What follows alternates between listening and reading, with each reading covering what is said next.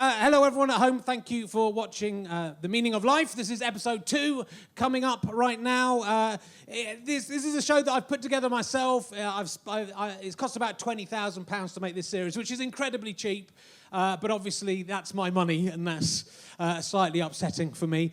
So it'd be great if you could help contribute in some way. But also, you can contribute a bit by just imagining slightly better production values than we have. We can't afford swooping crane shots and stuff like that at the moment. Maybe we will, but we do have our own smoke machine. Come around here, Craig, and look at our smoke machine. If you watched episode 1, you'll remember it didn't work. There's no lights on it, so yeah, it hasn't. It's not working again. So we have a smoke machine that doesn't work. It costs £30. Maybe by the end of the series that will work. Who knows? So it's still very exciting to have a smoke machine that has somehow fused and broken itself. There are lots of ways to pay for this if you want to. This is free, obviously, what you're watching now. But if you want to download a longer version of this show with jokes that were too rude for Vimeo and stuff that didn't work, and a longer version of the interview that I'm doing with Professor Richard Wiseman later on, then you can go to gofasterstripe.com/RHMOL, and you've got to go RHMOL when I say RHMOL. You're useless. So. And you can pay to download the whole series there. You get a series pass. Or if we finished all of them and there's enough interest, we will be putting them all on DVD, which we'll also be able to buy at Go Faster Stripe. Or you can buy tickets to see me live like these idiots did. It's all right, isn't it, so far? What do you think? I mean, it's pretty cheap. It could be like really shit and you still go, well, it's only 10 quid. It was still quite good value. Or if you want, there are various ways to pay and make a donation at gofasterstripe.com/RHMOL. Yeah, well done. You're learning. If everyone who downloaded this either on iTunes, British Comedy Guide, or on Vimeo.com were just to give us £1, we would be able to put that money to making even more of these and even more content. So what we've got is some badges that say I paid £1, which you can buy. They cost £1. Okay, and you can get those from me at gigs, or you can get them online. You have to pay package and posting as well, otherwise we lose money. So it's, but you'll get one that says I paid £1 plus package and posting if you buy it online. And also, if you want to make just make a donation, there is a facility on that page to make a donation of whatever you want. If you want to pay £1 a month, you'll get a badge saying I paid £1 a month. There's all different badges here. I paid £1 plus. I paid more. You can pay more than £1 for this badge if you want. I paid more than £1 plus package and posting. You can pay more than £1 a month. You get a gold badge saying I paid more than £1. Look at those. They're very exciting. Down a bit so it looks good. Look at all those different badges. If you could collect them all, if you donate £1 to me at a gig, £1 online, give £1 a month, and then do more than £1 a month and pay more than, you could get 5 or 6 badges there. I'm going to try and explain those for you in a minute. And if you wear your badge wherever you go, you will be identifiable to other nerds who will be impressed by the fact you funded this show, and they might have sex with you. There's a chance, which is the most of the chance that some of the people then say you would ever get to have say that. You paid £1. And I promise, if you come up to me and you're wearing an I paid £1 badge of any kind, I have to listen to what you're saying for 30 seconds. That is whatever I'm doing. So that's part of the contract. So you get more than that. And if you donate money monthly, we'll send you some other stuff as well. But it'd be fantastic if you wanted to help us claw back some of the £20,000 that we spent on this. That'd be great. And if we make a profit, all of that money, none of it will come to us. It'll be ploughed into making further programmes, which is very exciting, isn't it? Just buy a badge. It's £1. It's the least you can do. It's literally the least you can do.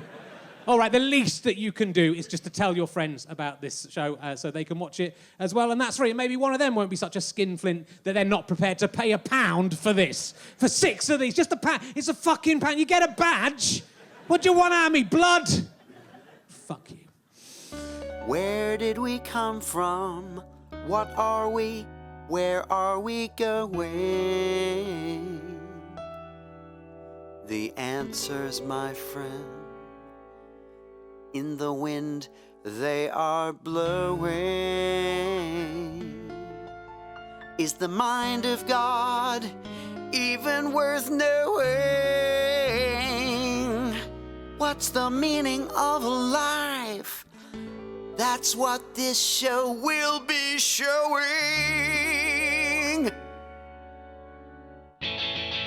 Is life just a dream? Is anything certain? Is the world just a stage? If so, where's the curtain? Is the Queen really a lizard or is David Icke bonkers? If a serial killer kills another serial killer, does it work like conkers? Are dinosaur bones just got pulling a beetle? Can a camel in a blender get through the eye of a needle? Would you rather have a tic-tac or a time-traveling finger? Who's gonna call out the RSPCA on Pavlov and Schrödinger? Are we victims of fate or is it free will? Is there a bigger twat on earth than AA? Is the cannibalistic Eucharist the spookiest sacrament? Our baby is really nothing more than sexual excrement. Does a suicidal bee, self-indulgent with ennui, recite a sad soliloquy?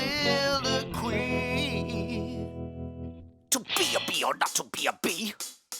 Buddhist, mystics, physicists, Taoist, Maoist, alchemists, are they all just factorists? Let me get to know that. What's the meaning of it all? What's the meaning of asking? Don't get a logical positivist only unless you want an ass kicking. Cause I just wanna know, what's the meaning of life? What's the meaning of life? What's the meaning of life? It's no big deal. It's just the meaning of life. It's just the meaning of life. Just the meaning of life.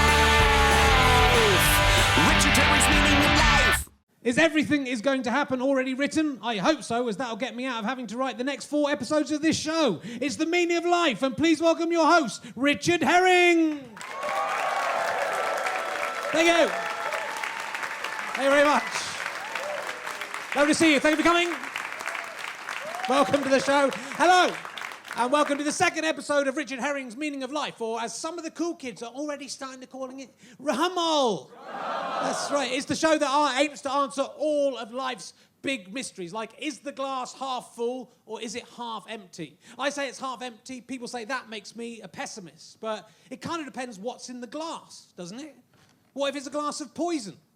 Suddenly I don't look so pessimistic, do I? What if it's a glass of monkey semen? Suddenly I look like quite a positive fellow.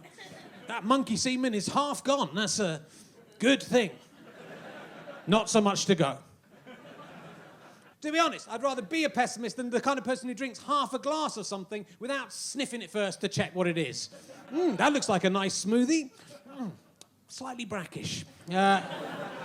If there is a message to this show, I guess it is. It's always good to sniff something before you put it in your mouth. That is... It's a lesson I live my life by, madam. Do listen into that if you can. Tonight, we are going to be looking at the paranormal. We have nothing to fear but fear itself and monsters. And ghosts and a Frankenstein is quite scary. Are UFOs real? And if so, why do they only appear to people who are mad or too stupid to even operate a camera properly? Can we talk to the dead? Yes, of course we can. The real question is, can the dead talk back to us? The answer to that is no. No, they can't. They're dead. Richard Herring's meaning of life. Is it possible to tell the future? I recently had my fortune told by an old woman in Armenia. This is generally true. It's a long story. I went on, I did a TV show in Armenia, Yerevan, with David Baddiel, who David Icke has recently said is a lizard under there. Didn't notice any lizard. So if he is a lizard, then he's gone to a lot of effort to make that kind of David Baddiel costume to wear over the top. I think if you're going to do that, you'd make yourself look a bit better than David Baddiel.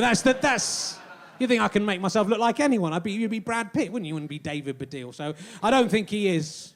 But it was kind of a stupid show, kind of crazy show where we had to go and spend loads of money in 24 hours. And one of the things we did, which was quite hard because everything's quite cheap in Armenia, but one of the things we did, we went out to the outskirts of the city at night time. It was really scary. These little shacks, basically. And this old woman told us the fortune. And because it was this...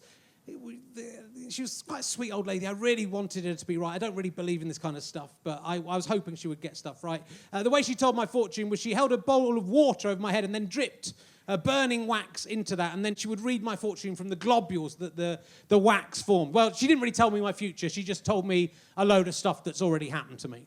Well, she didn't even do that, actually, because she didn't get a single thing right to begin with. It was really embarrassing. She said to me, "Did you have an accident 2 days ago?"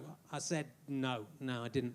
Didn't have it. She said, it might be 2 weeks ago. I said, no, don't think I did. No, I didn't. 2 months ago? No, it might be 2 years ago. I was thinking I haven't really had any kind of accident in the last 2 years. She said, there's definitely something with an accident in the number 2. I said, well, come on, that has happened to her. That is not reading fortune telling, is it? That is a universal experience. She was telling me all about my neighbours who lived next door to me. There was 8 people living there. There wasn't that many people. Everything was wrong. Eventually, she changed tack and said the wax was telling her that I didn't believe in fortune telling, was adrift, unable to connect with my spiritual side, and that I never lit candles in church. Suddenly, she was getting everything right. It was quite spooky. She was quite cross. The wax seemed angry with me for not lighting candles in church, which I was surprised about. You'd think the wax would respect me and be happy I wasn't murdering its cousins. But no, apparently the wax likes to be burnt. It enjoys it. That's what it wants. She told me that I have a saint looking after me. She didn't tell me which one, unfortunately, but he's kind of guardian angel and I'm not accepting his help, which I felt a bit sorry for this saint looking after me. But I was surprised to find out that I had a Christian saint looking after me, because that's not what I'd been led to understand before. In 2001, I was going out with the actress Julia Sawalha. I'd fancied her for a long time beforehand. As anyone may remember, I used to have a Julia Sawalha shrine in Fist of Fun. That was before I went out with her, and she still went out with me for some reason. But eventually, Julia got cast in a play that I had written, somehow. Don't know how it happened. Amazing coincidence. And during rehearsals, we ended up getting together. We are very different people. She's very spiritual. She's into homeopathy. She believes fairies genuinely exist. I'm very scientific. I'm practical. I'm rational. I'm 95% certain there are no fairies at all. I like medicine. But we went away for a weekend and we had a Tai Chi lesson. I must have loved her. And the woman taking this course was a very spiritual, arty-farty type. She said to me, I can see spirits from the other side. I said, no, good, that probably comes in handy, does it? She said, I can see your spirit guide. Your spirit guide is in this room right now. You and Julia actually share the same spirit guide. Now, I did not know that. I thought if you had a spirit guide, you got one to yourself 24/7, caring for all your spiritual needs. That's not how it works at all. They take little shifts on different people. They're hopping around from person to person. It's like spinning plates. That's why things get so badly fucked up. It's this kind of celestial sitcom. Anyway, she told me that our spirit guide was a red Indian. I'd have said Native American. He was called Running Bear. Yeah, no, I was quite embarrassed, but that's quite a cliche, isn't it? If I'm going to have a spirit guide, I'd like to be something quirky and unexpected, like a 19th century accountant called Simon, who's secretly bisexual, something you're not expecting. Anyway, she said Running Bear was at the back of the room. He was watching us. He was smiling because he'd been trying to get us two together for years. He'd always known we were soulmates. Finally managed. He got us together now. We'd be together forever because we were soulmates, which was interesting for 2 reasons. Firstly, at this point, I'd fancied Julia for about 10 years, and we worked in the same job. You think that any spirit guide worth his salt could have got us together in what? A fortnight maximum? Secondly, me and Julia were not soulmates. We argued constantly. We didn't get on. We broke up about 3 months later. A 5-year-old child could have seen we weren't meant to be together. What was Running Bear thinking? Bringing together 2 such clearly incompatible people. I hate Running Bear. He's a dick. I'm glad my ancestors wiped out his entire civilization. Right? Though I do kind of grudgingly respect Running Bear for agreeing to help out the descendants of the people who did that to his culture. That's very forgiving of him. He's a bigger man than me. I wouldn't have done that. Maybe that's why he's bringing together such incompatible couples. We're going to breed a nation of idiots as revenge. According to her autobiography, Joanna Lumley believes that she used to live in a house that was haunted. On her first day there was an ancient removal man, and he leaned his face very close into hers and said, "Leave this place." But when she went out to the removal truck, there was no sign of this man at all, which is quite spooky. But I wonder if he was just employed by the removal firm to drum up new business. It's... Admittedly, they've just moved all her stuff in, but that's double bubble if they can get it to move it straight out again. That is good. There'll be quids in. She also heard footsteps, someone walking above her. She saw someone walking past her window, even though it was on the first floor. And one night she saw in the garden a freshly dug grave. But when she looked in the morning, the grave had disappeared. Most of these things, from what I can gather, were witnessed only by Joanna Lumley. who you may remember from Sapphire and Steel. But I'm not for a second suggesting that Joanna Lumley might have imagined all these things because she is mental. After all, it's just much more probable she's just susceptible to being contacted by the dead due to her artistic sensitivity. She was, after all, in the film Maybe Baby, and that gives you you've got a special bond with the spirit world if you're that talented. She felt she was being forced out of the place by the ghosts. Yeah, when she put the place up for sale, she was showing her family around, and when she showed them the pantry, which was usually clean and insect-free, it was full of blue bottles swarming around. The family were terrified, they ran away, who wouldn't? When Lumley went back into the pantry, there were no insects in there at all, it was clean. Again, that's tough, isn't it, if even ghost insects are haunting you. The inhabitants of the next world must hate Joanna Lumley for some reason. Why are they? Perhaps they feel she should have stopped doing Absolutely Fabulous after the second series before it got a bit stretched and desperate. But I don't know. Who can read their minds? Not me. But wait, if the ghosts wanted Lumley to leave, why did they mess things up when that other family were looking around? Surely they would want the new people to move in. They should have kept quiet. Maybe the human ghosts hate Joanna Lumley, but the insect ghosts, like her, wanted to stay. So they were trying... Or maybe it's just that insects stay being stupid even once they're dead and can't really follow any kind of coherent plan. No, you're meant to scare Joanna Lumley away. Not, we're a blue bottle. What do I know? I didn't know anything when I was alive. I'm not suddenly going to be intelligent when all I did when I was alive was fly on some shit. Why did you think I would be able to follow this plan? I didn't know. Anyway, Lumley went down to the cellar of the house finding and said, "We're leaving." She was says in this book she was rewarded with the scent of 1,000 roses. Though how she was able to calculate that, I don't know. That's how sensitive she was. She was in the New Avengers. That gives her a sensitivity to be able to determine numbers of flowers by smell alone. That is incredible. Is it too much to think that even flowers come back as ghosts? I mean, that seems if we've accepted insects can be ghosts and spectral, then it's not a great leap to think flowers come back. So how does anything living, can bacteria come back? Would you be able to tell a ghost bacteria from a real bacteria? They look quite ghostly. I suppose if you're looking through a microscope and they form themselves into the word woo, then you would know. But Lumley finally sold the house, thus passing the problem on to some other idiot. She must have been delighted by that. But the Sunday Times reported the new occupant had lived there for 2 years and experienced nothing unusual at all. The new occupant said, "Maybe the ghosts like Joanna more than us." Yeah, that's probably the reason that happened. That's because they liked her. Can't think of another reason why those ghosts would have appeared to just one person and nobody else. If anything, the ghosts hated Joanna Lumley, right, from the beginning and wanted her to leave. I don't know what she's done to deserve this, but if I was Joanna Lumley, I would not be looking forward to being dead. I can tell you that right now. She's going to have a tough time they fucking hate her over there on the other... Don't know what she's done. She seemed to help the Gurkhas, didn't she? Maybe they're just everyone's racist on the other side. Maybe that's what it is. She's lovely, Joanna Lumley. Usually I would admire anyone who's cynical about the paranormal, but there is one famous doubter that his criticisms astound me, really. Doubting Thomas.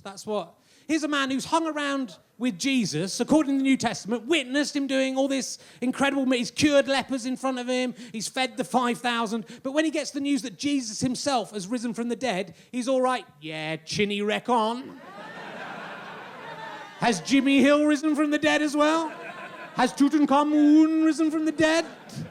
He walked on water, Thomas. You must be... No, he had floats on his sandals. Simple explanation. He turned water into wine. Purple food dye, a little bottle up his sleeve. That's what... We'd never have noticed. We were pissed off our faces at that. Have you ever been to a wedding where all the booze runs out? That's how pissed we were. No one would have noticed anything. He raised Lazarus from the dead. Well, he looked like he did, but have you seen Weekend at Bernie's? It could have been... That's what could have been going on. It's odd that detail about doubting Thomas makes it into the Bible, I think. After all, if someone who's hung around with Jesus is that sceptical about his magical abilities, then why should I, someone who's never witnessed any of that first-hand stuff 2,000 years later, believe in these stories as well? Good news, my fellow disciples. I have seen it with my own eyes. Our Lord and Saviour, Jesus Christ, is alive. Except I shall see in his hands the print of the nails, and put my finger into the print of the nails, and thrust my hand into his side, I will not believe. Jesus Christ! Reach hither thy finger, Thomas, and behold my hands, and reach hither thy hand, and thrust it into my side, and be not faithless, but believing. My Lord and God. Hold it right there! Oh shit, it's the Scooby-Doo gang. That's right, and this isn't as it seems. Jesus Christ, risen from the dead to haunt us all, but is in fact Charlie the caretaker. That's right. I took advantage of the crucifixion of a common man and pretended to come back as a ghouly ghost in the hope that I could establish a religion that would spread across the Western world, form a corrupt church which would willfully ignore all the things that Jesus actually said, and amass a massive treasure and have sex with children and create division in the Middle East, leading to endless centuries of war and schism. And I would have gotten away with it too, if it hadn't been for you pesky, meddling cunts. Take him away, officer. Ooh. Oh no, it's a real Jesus Christ. Don't worry, this time it's just Scooby. Scooby-Dooby-Doo! I love these occasional news stories that crop up claiming that a red-eyed howling Bigfoot has turned up in Tunbridge Wells. You do see it every now and again. It's unlikely, perhaps, impossible, maybe not. Hiding in plain sight in an unexpected location would be the best course of action for any mythical creature. If you passed a Medusa in Minehead, or a Frankenstein in Framley, or a Shrek in Shrewsbury, your brain would surely just not even see that they were there. But how many people do we successfully ignore every day because they're lonely or dispossessed or frightening? So we don't see things if we don't want to see them. When you're sober, for example, you certainly become aware of all the drunk people. You don't notice them when you're drunk as well, when you're one of them. But when you're not, suddenly they're everywhere with their purple noses and suspicious damp patches on their trousers. I'm not drinking at the moment, and I'm walking around the streets of London. I've turned myself into Haley Joel Osment in a dipsomaniac version of Sixth Sense. I see drunk people walking around like regular people, only slightly less steadily. They don't see each other.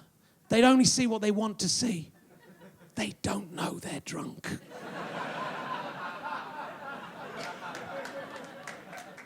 If we can edit out human beings, why not monsters? Historically, sightings of seemingly imaginary beasties are much more common than you might think. My personal favourite first appeared on Barnes' Comment in September 1837. A businessman was taking a shortcut after a late night at the office when he was confronted by a bizarre leaping figure, leaping supernaturally high over the cemetery walls. It was described as devilish, with large pointed ears, googly glowing eyes. The cowardly businessman ran for his life. This would surely have been passed off as a drunken hallucination, or maybe an owl taped to a space hopper. But reports of this bouncy Beelzebub then came flooding in from all over the city. He was dubbed Spring-Heeled Jack. Servant Mary Stevens was walking on Clapham Common when an assailant grabbed her, kissed her, and ripped off her clothes, groping at her with his claws, which she described as cold and clammy as those of a corpse. This prancing phantom was scared off by Mary's screams. The bodice ripping and breast fondling became a calling card of this unholy terror. Yet, whilst not condoning such behaviour, it's quite a charming use of such diabolical powers. For all his abilities, Spring-Heeled Jack seemed to... Spring-Heeled Jap, that's a different story.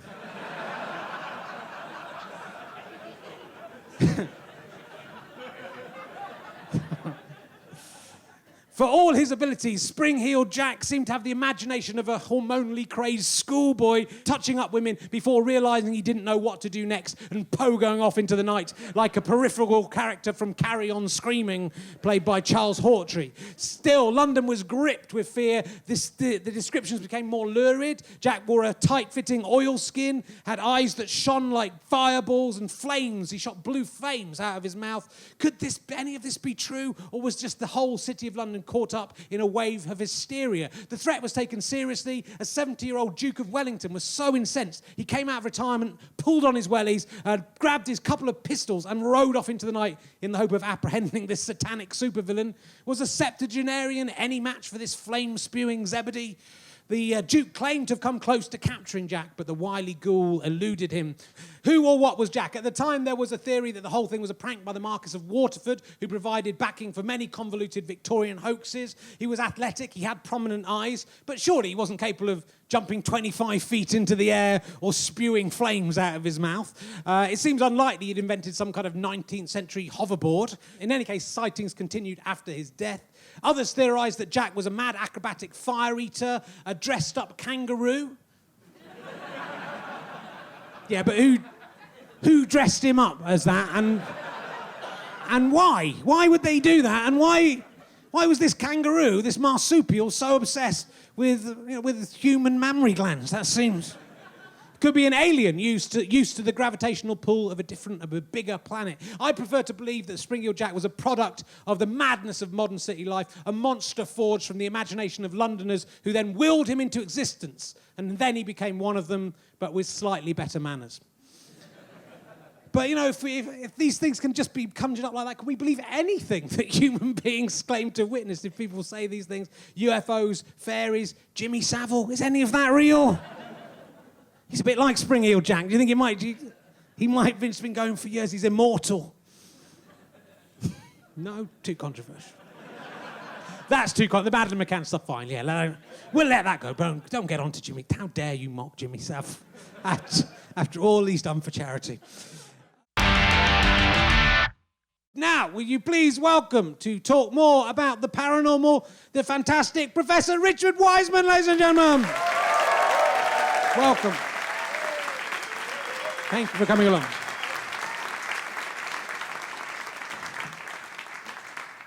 Love to see you. Thanks for coming along. Pleasure. Good. And so I've been reading your book. It's here, handily enough. Look, I'll hold that up to the camera. You might sell 3 copies of that. As a result of this. It's a very, very good book. It's very good. I very much enjoyed it. I've read it twice. Paranormality, Why We See What Isn't There. So you're going to explain to me the science behind the paranormal, but I want to take you through a few of some paranormal things that have happened to me that I think are inexplicable. And I want to see if you can explain them. When I was on tour a few years ago in the 90s with Stuart Lee and Richard Thomas, we... making up your own jokes now. Richard Thomas, actually, you are laughing. It just reminded me, Richard Thomas did one of the funniest things ever on that tour that I had forgotten about until this second, where I'd put a Do Not Disturb sign on my door, and I think he flipped it around. It was the breakfast menu on the other side. He ticked every single thing on the breakfast menu.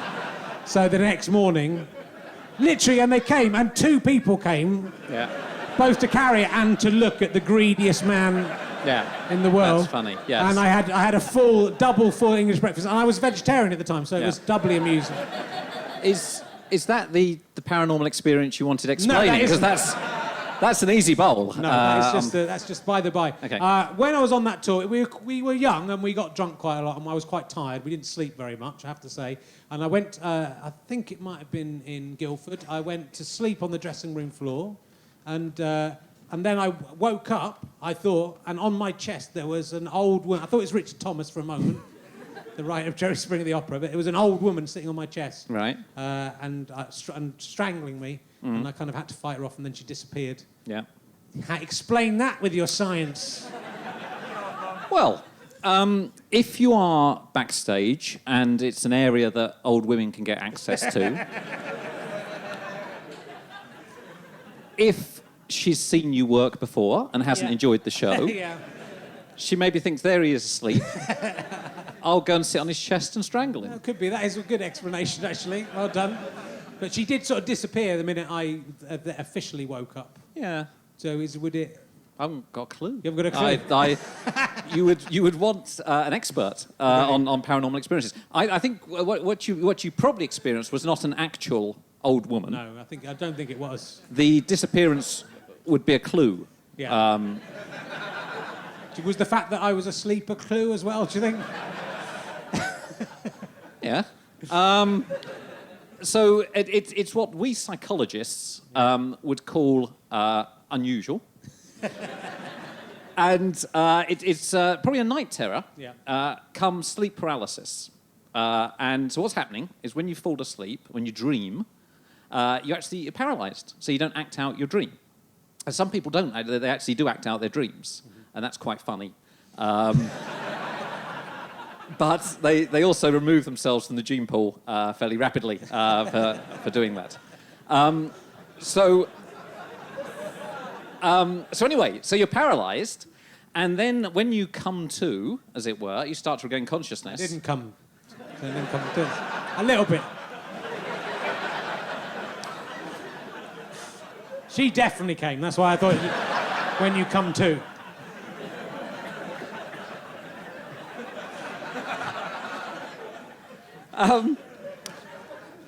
When you regain consciousness after having ejaculated, actually, during dreams, of course, you have an erection.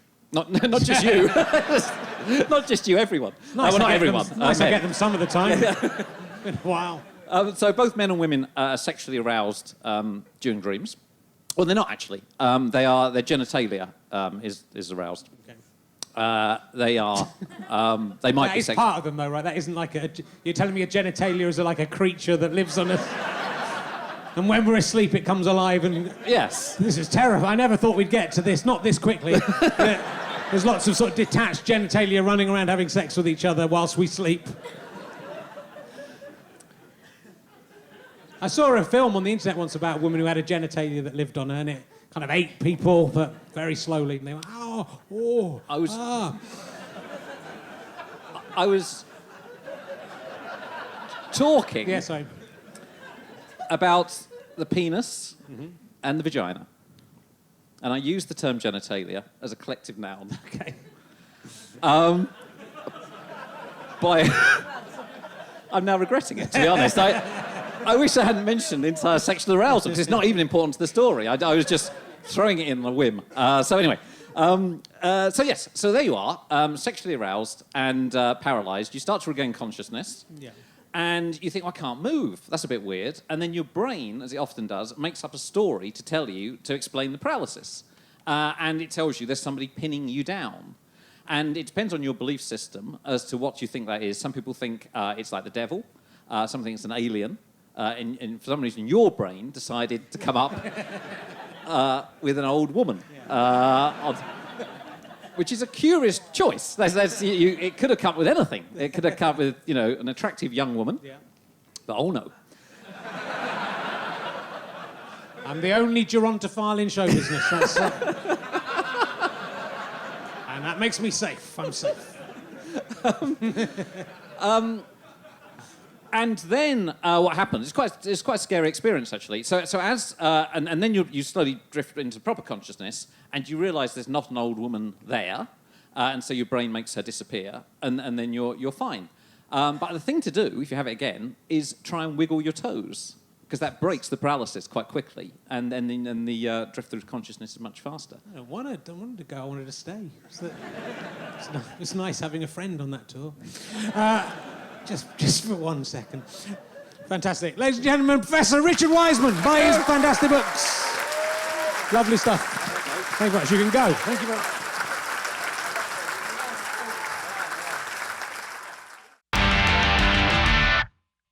So can we trust anything that human beings say or they've witnessed? Do we have any free will? Is there any UFOs, fairies?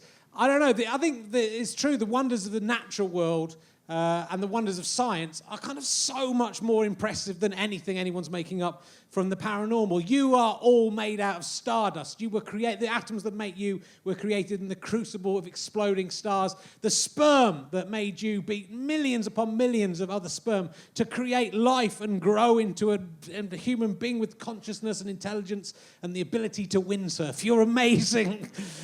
And yet people are looking for these magical things elsewhere without seeing the magic within the human race. We can fly now. We've been to the moon. We sent probes out of the galaxy. We can talk to any other person on this planet. You've probably got a device in your pocket right now by which you can talk to any other person pretty much on this whole planet. You can find out any piece of information you want to. This is why you're impressed by a man being able to bend a fork by pretending that he's pre-bent before, and that's all that's It's pretending you're looking for magic in the tiny things when there is magic all around you, and that is much more impressive, even than the biggest Bigfoot in the world. You've been lovely. We'll be back next month with a show about love. Thank you very much for coming. Thank you very much for watching. Goodbye.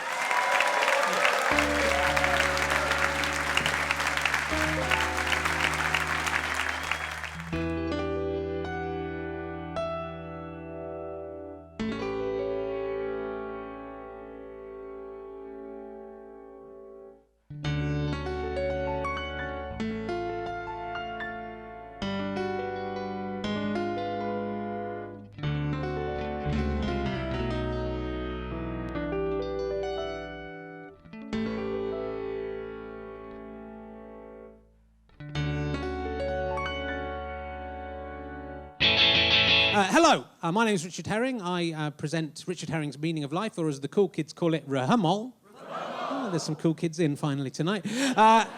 It's free, but it's costing me quite a lot of money to make, so you can help pay me back with that if you buy one of these. It's a I paid £1 badge, which they're for sale for £1. At all my gigs, you'll be able to buy those off of me. If 20,000 of you buy one of those, then I will be able to pay my bank manager back for the money I've got. But also, if you want to donate online, you can do that. You can get I paid £1. You have to pay package and posting as well, because otherwise that would is not. It costs more than £1. It's £1.50 package and posting. So if you pay £1 and get that, we would start losing even more money. So in that case, you get I paid £1 plus package and posting. You can also go to that site and just make a donation of any amount you want. You'll get a badge saying I paid more than £1. Which, and then you can also get I paid more than £1 plus package and posting, and you can get I paid £1 a month if you want to pay £1 a month, or I paid more than £1 a month. If you have any other idea of what you want to pay, let us know. We'll make a badge of it. That is basically, you get, there's up to 5 different badges to collect and impress your friends with. So please do pay it's £1. I paid £1. I paid £1. You can say I paid £1 if you pay £1. Just pay £1. Not going to work. We're never going to make the money back for the badges. They cost about 300 quid to make the badges. We're not going to sell 300 of them, are we? Those badges will be worth a lot of money in the future. If you buy one now, it'll probably be worth about £5,000 for rarity value when I am dead.